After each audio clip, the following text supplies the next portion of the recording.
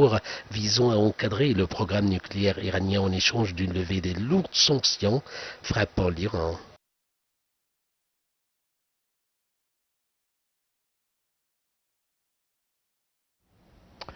Et pour parler en détail de ce sujet et des derniers développements de la situation entre les deux pays, l'Iran et Israël, nous avons le plaisir d'accueillir au bout du fil monsieur l'ambassadeur Medhat El-Meligui. Vous êtes ancien assistant du ministre des Affaires étrangères. Bonjour.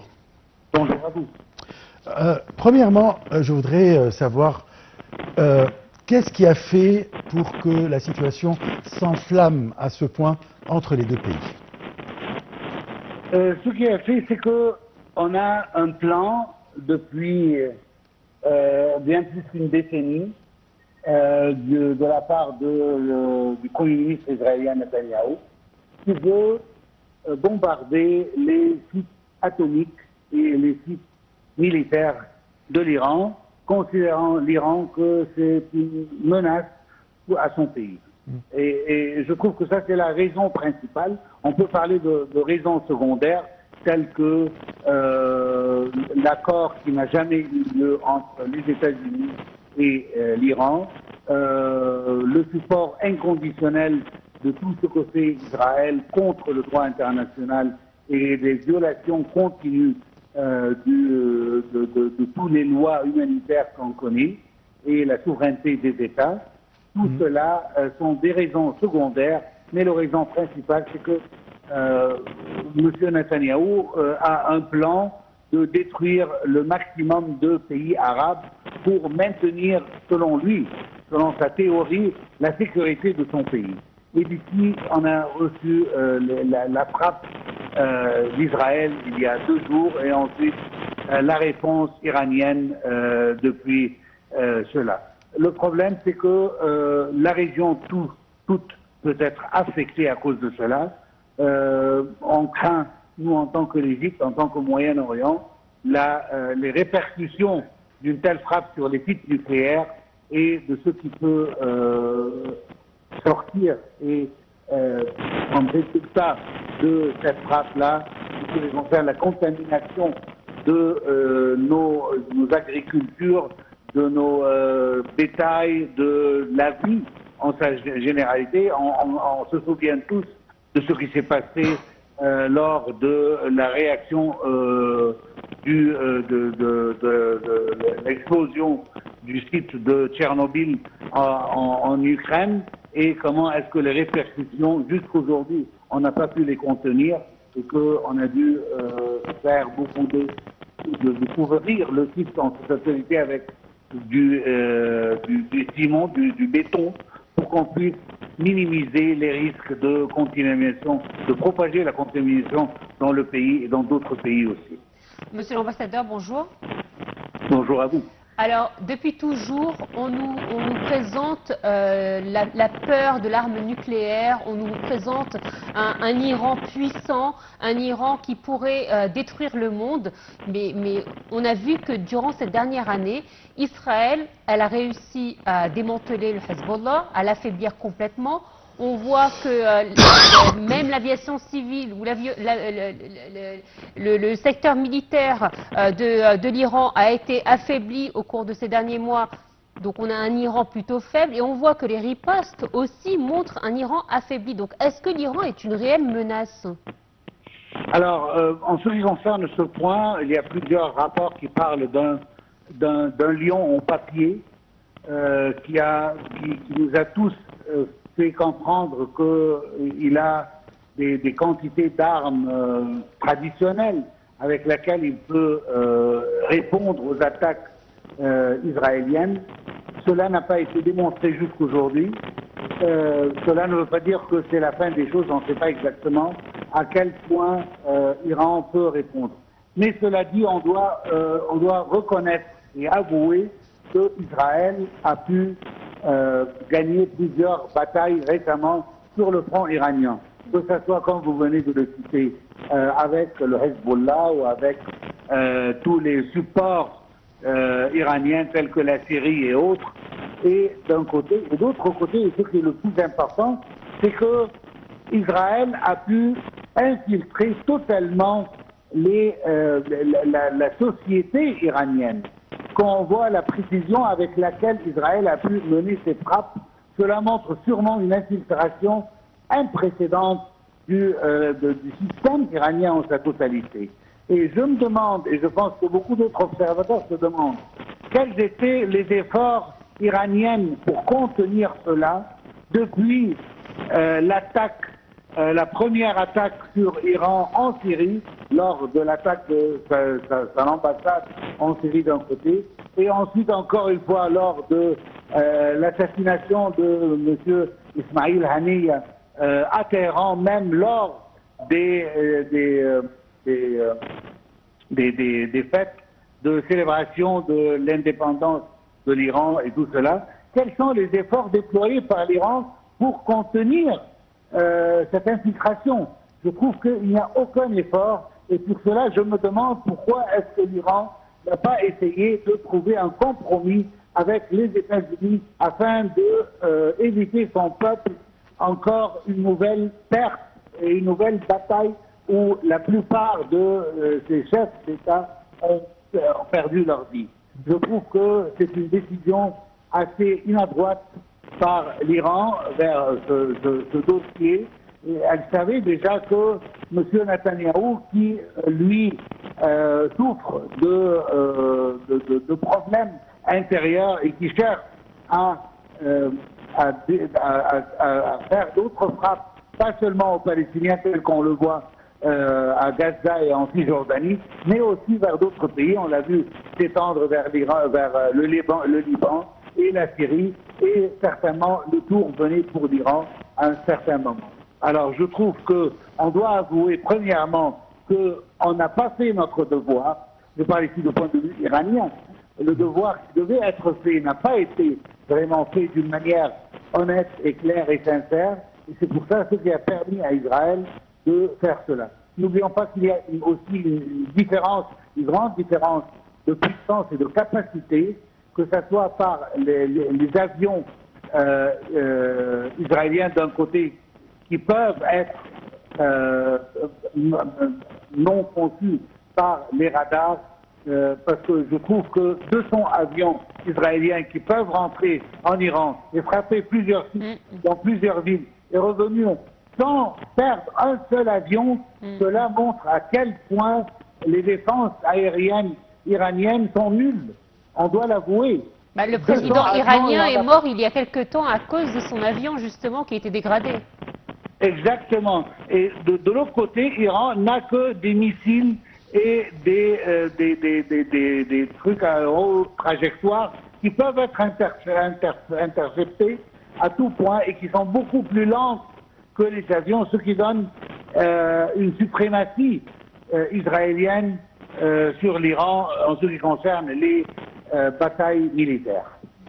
Monsieur l'ambassadeur, après cette frappe israélienne contre des sites, surtout entre parenthèses nucléaires en Iran, le président américain Donald Trump a déclaré que c'est possible d'arrêter ces frappes si l'Iran admet ou accepte l'accord nucléaire. C'est quoi exactement l'accord nucléaire que Donald Trump veut que l'Iran accepte?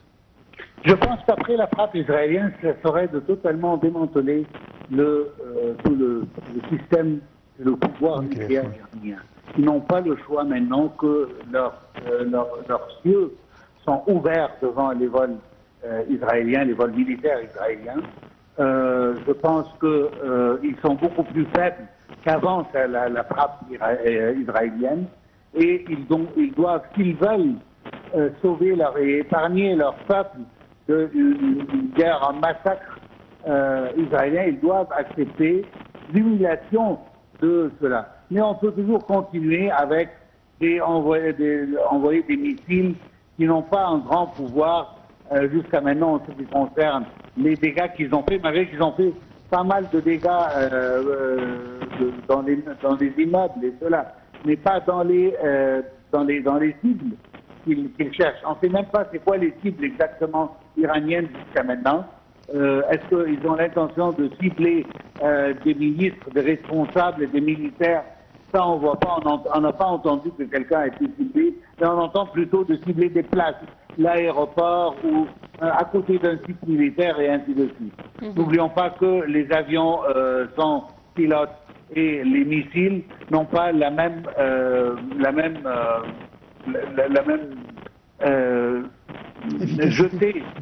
jetée des avions qui sont beaucoup plus précis.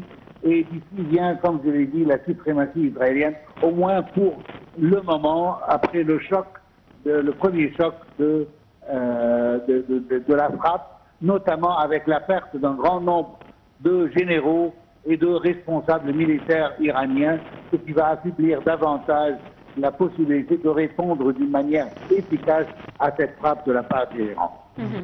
Alors moi, je voudrais m'arrêter sur le timing. C'est-à-dire qu'il y a quelques jours, justement, l'AIEA avait présenté un ensemble de sanctions dites historiques contre l'Iran, étant donné que les négociations entre les États-Unis et l'Iran tournaient mal. Et pour la première fois, l'AIEA allait sanctionner fortement l'Iran par rapport à ce sujet. Donc pourquoi frapper alors que l'Iran allait être sanctionné par les pays occidentaux?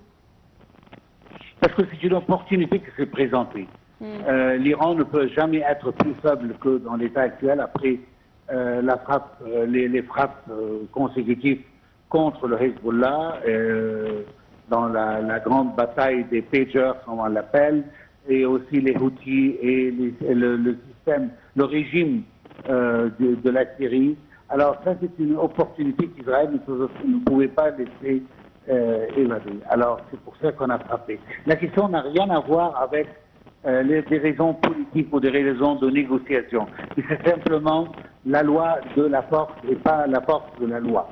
Alors, étant donné qu'Israël, qu'on a vu, nous, avec nos propres yeux, ne respecter aucun droit international, aucun droit humanitaire international, aucune vie n'est sacrée pour eux, aucune entité n'est sacrée, aucune valeur humaine veut dire grand-chose pour eux. Alors il était temps de frapper l'Iran, saisir l'opportunité et finir une fois pour toutes de ce système qui est selon eux, un système destructif qui cherche à détruire leur pays, tel que les Israéliens l'ont dit, malgré que c'est Israël qui a toujours menacé, c'est Israël qui a occupé toujours d'autres pays et d'autres instances.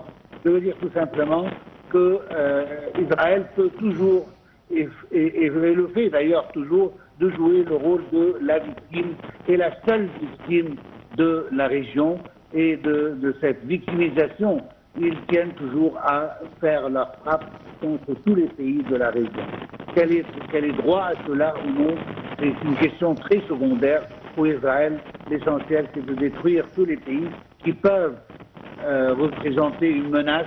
On a vu comment est-ce qu'ils ont loué les États-Unis pour faire leur bataille avec l'Irak, avec la Libye, et certainement cette frappe n'aurait jamais pu avoir lieu sans le support des États-Unis, et un support comme d'habitude inconditionnel envers tout ce que fait Israël. Même un pays, et je trouve ça très bizarre, même un pays tel que la France, qui venait juste, qui se préparait pour un sommet en ce qui concerne les droits arabes et les droits du peuple palestinien et tout ça, c'était le premier pays à donner à l'Israël le droit de se défendre avec des attaques barbariques contre des civils et contre des sites nucléaires pacifiques, selon ce qu'on sait.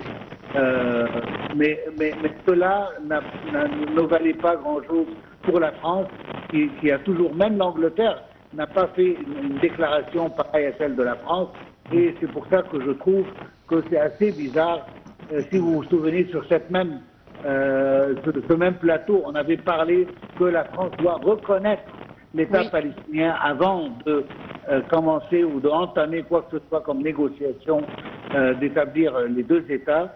Et je trouve qu'on a tous entendu qu'il y a eu un retrait dernièrement, même avant l'annulation de la conférence, mais même avant, il y avait plusieurs rapports et plusieurs observateurs qui ont dit que la France, aussi bien que l'Angleterre, ne vont pas reconnaître l'État palestinien en ce moment, certainement dû à les puissances juives dans leur pays d'un côté et la puissance d'Israël et des États-Unis.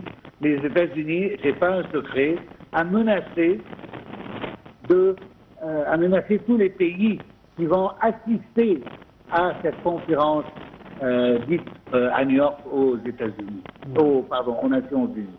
Alors, je pense qu'on est dans une situation très faible et c'est pas vraiment le moment de dicter les conditions des pays du Moyen-Orient, mais c'est surtout de subir en ce moment les conditions israéliennes pour arrêter ces agressions contre les peuples arabes. Monsieur l'ambassadeur, à votre avis, quelles seraient les répercussions sur toute la région, y compris l'Égypte, au cas où cette guerre se dégénère ou bien continue pour quelques semaines ou bien pour quelques mois? Je parle économiquement, politiquement, etc. Alors, moi, je préfère parler de point de vue environnement. Le plus important pour moi, c'est que les répercussions nucléaires du site atomique qui a été bombardé par Israël ne se propagent pas dans la région du Moyen-Orient et contaminent tout ce qui est vie dans cette région.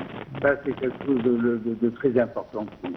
En ce qui concerne notre position, la position d'Égypte ne va pas changer à cause de ce qui s'est passé. On a une position très claire, que ce soit envers la cause palestinienne, et je pense qu'il n'est pas point de la répéter. On sait exactement ce qu'on a toujours demandé, d'établir des négociations de paix afin d'avoir un État palestinien côte à côte de l'État d'Israël sur les frontières du 4 juin 1967 avec Jérusalem-Est en capitale. Ça, c'est une condition préalable à toute négociation. Deuxièmement, que le scope de cette guerre ne s'élargit pas dans d'autres pays de la région parce que tout cela affecte les économies, affecte les droits des peuples à avoir une vie normale. Nous, le prix des guerres, ça nous coûte beaucoup. On n'a pas le luxe d'Israël d'avoir un supplément d'armes incachable et que sans devoir payer aucun sou pour obtenir ces armes. Pour tous les autres peuples de la région, les armes coûtent de l'argent qu'on doit essayer de chercher. Et ça, c'est un privilège dont Israël jouit. Israël ne peut achever 1% de ce qu'elle a fait si elle n'avait pas ce support inconditionnel et ce flux d'armes sans arrêt. C'est ce qui permet à un État si petit comme Israël de se lever et de confronter des pays beaucoup plus grands que lui. Simplement parce que c'est pas Israël, mais c'est plutôt les États-Unis qui mènent cette guerre, que ce soit avec les armes, que ce soit avec les logistiques ou avec tous les autres, les satellites, toute puissance américaine. Et on a entendu le monsieur Trump dire il y a 2 jours exactement que jamais Israël n'a joui d'un support inconditionnel de la part des États-Unis tel qu'il est sous mon règne. Alors, il reconnaît que lui, il est le plus grand supporter et le plus grand souteneur d'Israël. Et c'est pour ce qui permet à Israël de continuer ses rêves, à continuer ses agressions, à continuer sa propre défense telle qu'elle le dit contre tous les pays de la région. Et c'est d'ici vient la situation très dangereuse et très tendue du Moyen-Orient, parce qu'on a un pays voyou qui fait tout ce qu'il veut parce qu'il subit une impunité inconditionnelle imprécédente qu'on n'a jamais vu. Aucun pays du monde, que ce soit maintenant ou dans le passé, a subi une impunité telle qu'Israël. Et pas seulement cela. Et puis après, se portrait lui-même en tant que victime de tout cela. Je me demande alors quels sont les autres, si ça c'est la victime de les guerres du Moyen-Orient. Alors, comme vous venez de le dire, effectivement, les conséquences de ce qui s'est passé depuis hier, c'est qu'on a un grand gagnant et un grand perdant. Grand gagnant, c'est Israël, car après qu'il avait le monde entier à son dos à cause de ce qui se passait à Gaza, on voit aujourd'hui qu'il a regagné la confiance des Occidentaux avec cette frappe faite à l'Iran. Et on a un grand perdant, comme toujours, Gaza, qui justement, il y a une semaine, dans une semaine, devait se tenir une conférence très importante pour que certains pays occidentaux reconnaissent l'État de Palestine, pour qu'on puisse trouver une solution claire et nette sur la situation, et malheureusement qui a été annulée. Donc on a un grand gagnant et un grand perdant, et on a l'impression qu'on est revenu à la case départ. Au moins jusqu'à maintenant, oui, vous avez raison, il y a un grand gagnant, il y a un petit perdant. Mais en même temps, on ne peut pas dire que c'est la fin des hostilités. Peut-être qu'il y a quelque chose qu'on va voir de la part d'Iran dans les jours qui viennent. Ça, c'est d'un côté. Mais d'autre côté, n'oublions pas, et c'est le point le plus important, que Israël est l'allié le plus sincère des pays occidentaux, des pays les plus forts du monde, qui lui permettent de faire tout ce qu'elle fait. Israël toute seule, sans ce support de la part de l'Ouest, ne peut pas achever ce qu'elle vient d'achever. Alors la question n'est pas seulement la faiblesse des pays de la région, mais c'est plutôt aussi le soutien de l'OTAN d'un côté, le soutien des États-Unis d'un autre côté. Tout cela donne une superpuissance à Israël qui lui donne un projecteur, comme si c'était un projecteur avec une lumière derrière qui vous donne le vrai volume, la vraie taille, élargie 10 fois plus. Ça, c'est pas la vraie taille ou le vrai volume d'Israël, mais c'est Israël avec tout le support et toutes les armes et tous les avions qui lui étaient permis par les pays de l'Occident. C'est l'Occident qui a créé Israël, c'est l'Occident qui tient à ce que tous les pays du Moyen-Orient, à part Israël, soient affaiblis. D'ici viennent les guerres qu'on voit instoppables dans la région, qui détruisent des pays l'un après l'autre, que ce soit au niveau des pays les plus forts militaires ou même des pays qui sont forts en d'autres domaines. Tous doivent être plus faibles qu'Israël. C'est le plan de l'Occident et Israël n'est qu'un outil à exécuter ce plan. Et c'est malheureusement ce qu'on est en train de voir. Le devoir qu'on doit faire, c'est que, au moins, premièrement, de comprendre ce plan qui est contre nous. Et je ne parle pas d'ici d'Égypte. L'Égypte essaye, au milieu de toutes ces catastrophes qui nous entourent, de garder son sang-froid.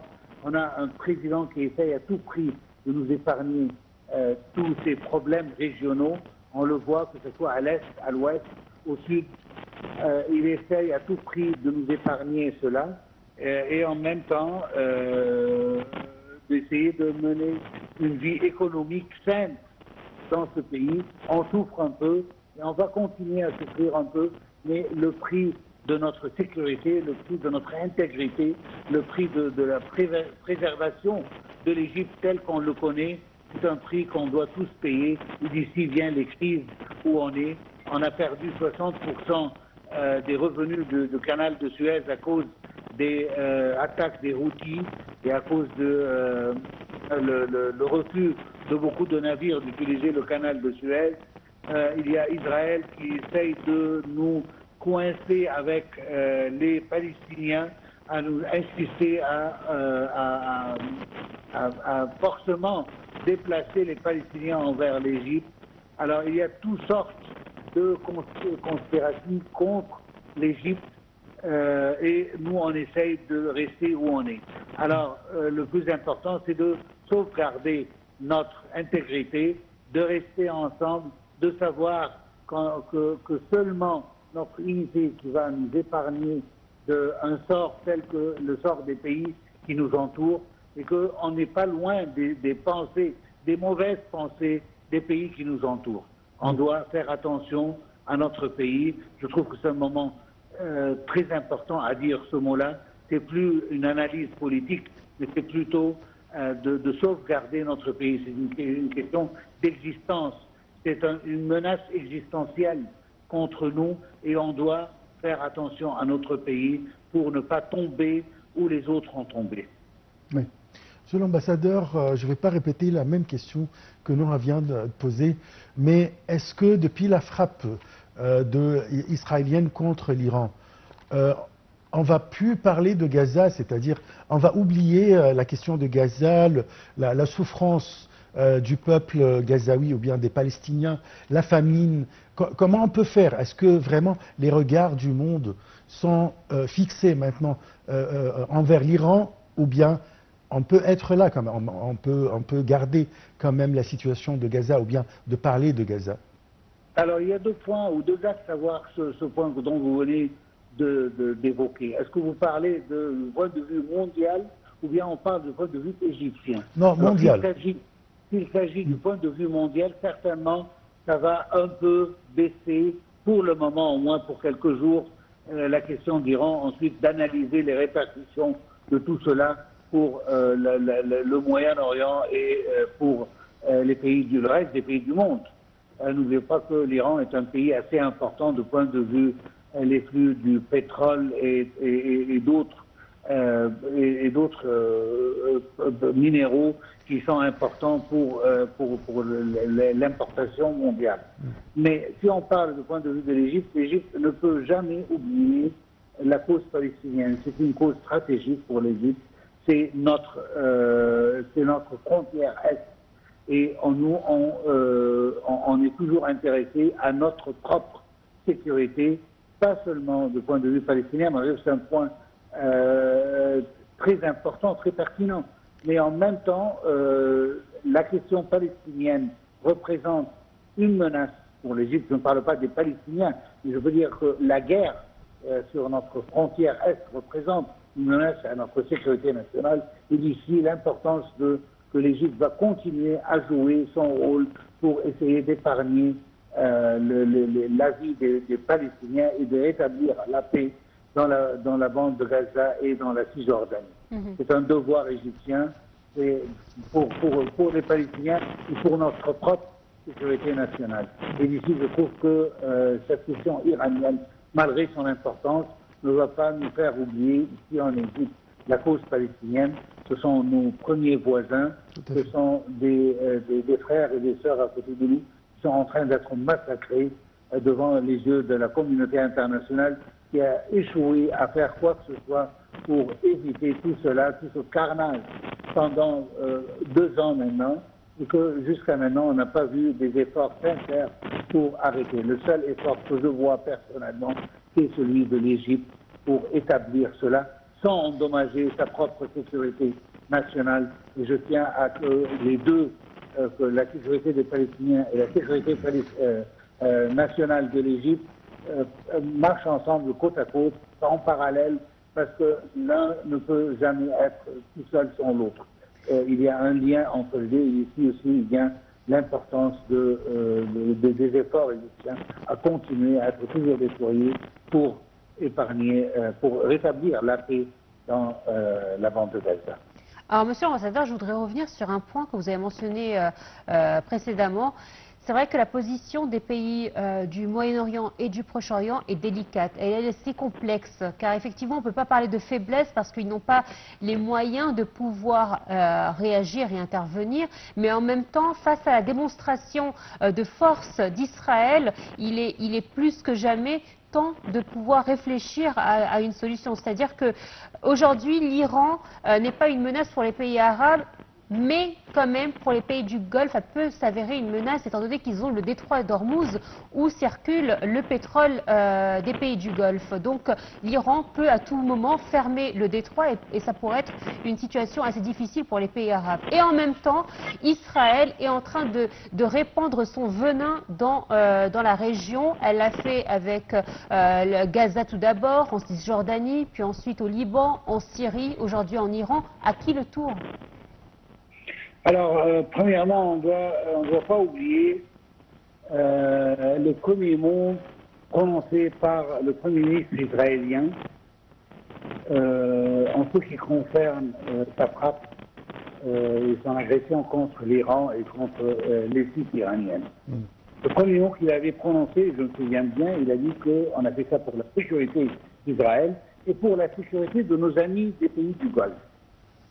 Alors là, montre un certain jeu malin fait par le Premier ministre israélien, c'est d'impliquer les pays du Golfe comme s'ils étaient associés dans cette frappe. On entend même parler de comment les avions israéliens ont pu arriver jusqu'à l'Iran, en passant par quel pays exactement qui leur permis de survoler ces cieux pour arriver à l'Iran. Ça, c'est une question qui n'est pas encore dévoilée jusqu'à maintenant, mais c'est une question assez importante pour savoir qui sont les pays qui ont permis à Israël d'arriver jusqu'à l'Iran pour tenir sa frappe. Ça, c'est d'un côté. D'un deuxième côté, certainement, les pays du Golfe ont déjà fait des déclarations officielles en condamnant Israël de sa frappe contre un pays souverain qui est l'Iran. Mais on doit aussi attendre des répercussions sur les relations des pays du Golfe avec Israël. N'oublions pas que maintenant les pays du Golfe, la plupart des pays du Golfe, ont des relations décrites parfois de fraternelles avec Israël. Est-ce que ces relations vont continuer après ces condamnations contre l'Iran qui peuvent menacer les flux de leur pétrole envers le monde, ou est-ce qu'il y a un accord de quelque forme de cette frappe? Alors, on doit différencier entre les déclarations publiques et les agréments de ces pays l'un avec l'autre, parce que certainement les pays du Golfe ont des intérêts à que leur pétrole passe sans danger pour arriver au marché mondial, aux marchés mondiaux. Alors, du coup, on ne sait pas exactement quelles seront comment dirais-je, quelles seront les réactions des pays du Golfe d'une manière claire et concrète contre la frappe israélienne pour l'Iran. Cela reste à attendre dans quelques jours pour voir exactement s'il y aura des répercussions à cette frappe en ce qui concerne, s'il y a des retombées pour les relations d'Israël avec les pays du Golfe. Et cela, il est très tôt. Pour le moment, on est en train d'analyser les frappes et les dégâts qu'ils sont en train de faire. Mais après un moment, certainement, les pays du Golfe, notamment si l'Iran va prendre sa menace au sérieux et de fermer le détrait de Hormuz et en empêchant le pétrole du Golfe à pouvoir être exporté aux pays du monde. Monsieur l'ambassadeur Medhat El-Melik, je vous remercie beaucoup. Je rappelle que vous êtes ancien assistant du ministre des Affaires étrangères. Monsieur l'ambassadeur a parlé, a expliqué, a analysé la situation de tous les points de vue très très clairement. Effectivement. Ouais, voilà. On passe aux dirigeants étrangers qui ont appelé l'Iran et Israël à la retenue et à la désescalade après les frappes israéliennes contre l'Iran, alors que le président américain Donald Trump exhorte Téhéran à conclure un accord sur le nucléaire avant qu'il ne reste plus rien. Dans le même contexte, le secrétaire général des Nations Unies, Antonio Guterres, a exhorté Israël et l'Iran à faire preuve de plus grande retenue. Dans le contexte de l'escalade israélienne injustifiée contre l'Iran, le président américain Donald Trump a exhorté Téhéran à conclure un accord sur